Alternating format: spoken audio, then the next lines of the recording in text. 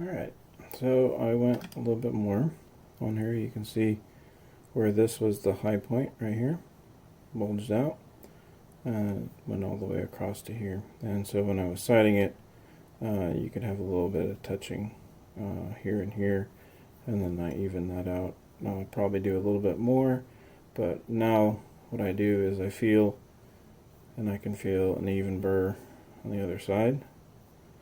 So it means when I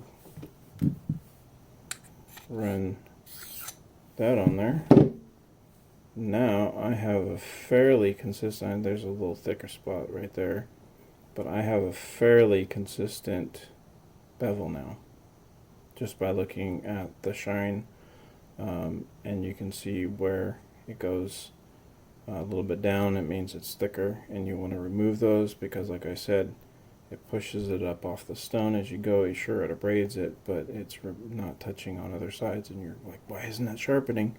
And you go harder, and you're wearing it out. So I'm going to get rid of those high spots, and then I'll be back. Alright, so now I am fairly happy with that. You know, it's not going to be perfect, but you want to get it as close as you can. And I would say that's fairly acceptable because we still got to do the other side, and that can move things around a bit too. But so far it's fairly even, and the wire edge, the rollover, is fairly consistent. So I'm going to go back over this side. I know this is high and that's high. You can kind of see where it was here. So where it's hitting here, here, and it's hitting here and missing all this stuff. Maybe the toe it's hitting there, but it completely misses this. So I know this is high, that's high, and this is a little high. So these are the areas I'm going to focus on. So what I'll do is, like for this area by the spine, I'll use a smaller diameter to get back underneath there to dish it out here, because I don't really want to take much off of what's here. This is, I mark it just to see where my high spots are and where I got to work, but generally I try to leave those as is and not touch those. Same with here. I want to bell it or get hollow out this part right here to get it more in line with, so when it goes, this isn't going to be the high spot, and so it'll get an even cut. So back to grinding away. So I've been sanding away at this. So it makes it easier because the grind marks make it a lot more obvious, but you can see the high spots, how this is super high, and even when you lay it on the plate and scope through it, this is high and this is high. So I got to get these areas worn down so I can get an even distribution all the way across from the spine to the edge and the bevel. So just want to show you that how that was progressing. This is the cut part is a lot easier to deal with because you only have 2 points, and that's usually the easiest one. But when you have the bow, the higher side, you have 2 lower points to contend with, and there's a balancing act about not moving too much or too little, because basically you won't have even material when you're bringing both sides together. So it's just a little bit tricky, but just go slow at it. I got a low grit. I think it was, I don't know what it is, but it's minimal deep scratches. So it works slower, but that saves me time not having to get deep scratches out. Sometimes when it's really bad, then I will switch up to a little bit higher grit, but generally this works for me. I just plug away. It'll do a little bit at a time if I have to, but I'd rather not take too much off than taking too much, because then it's like can't put it back, and then you just gotta finagle it, and it's not so pretty.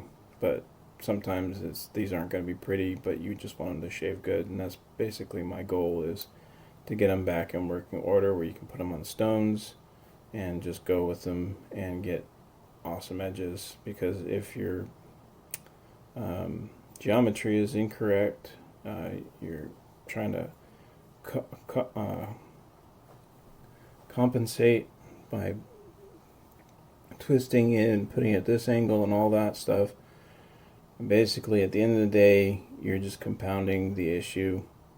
You still got the same high spots, and now you got even lower low spots. So I don't really know that that's really a solution. I know that you can just get away with it, but it doesn't have to be perfect flat on both ends. You can have a little bit of difference that you can work around, but it's not so much that it's going to cause more issues, more exaggerated uneven bevels and stuff like that. So there is a point where you can ignore it and hone with it, and then the other ones, they have to be corrected, or else you're just going to have problems the whole life through, and you're going to be frustrated with it.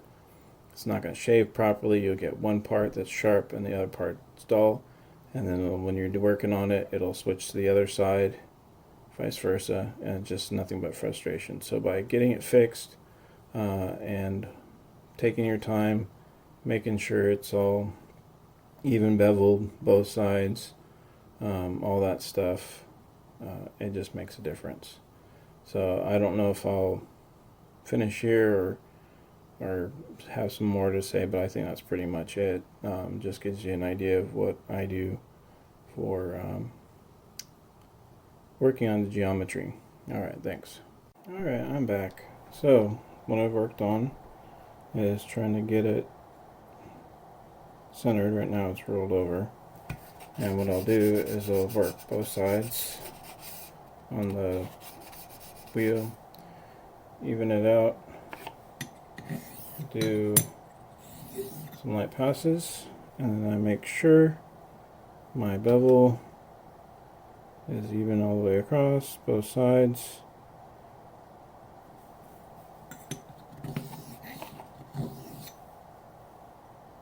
Yeah, so it looks like it's stopping there, so that means I gotta take more there, so it'll get to the same amount of point. Here, a little thick here, but it's pretty much even across there. So, and that's what I want to see, is even both sides. And you could stop there, but that'll bug me when I'm honing, and it just won't be able to hit that heel. So it's best to get that all worked out and even on both sides, and you're good to go. But that's way better than what it was. Thanks for watching. Bye bye.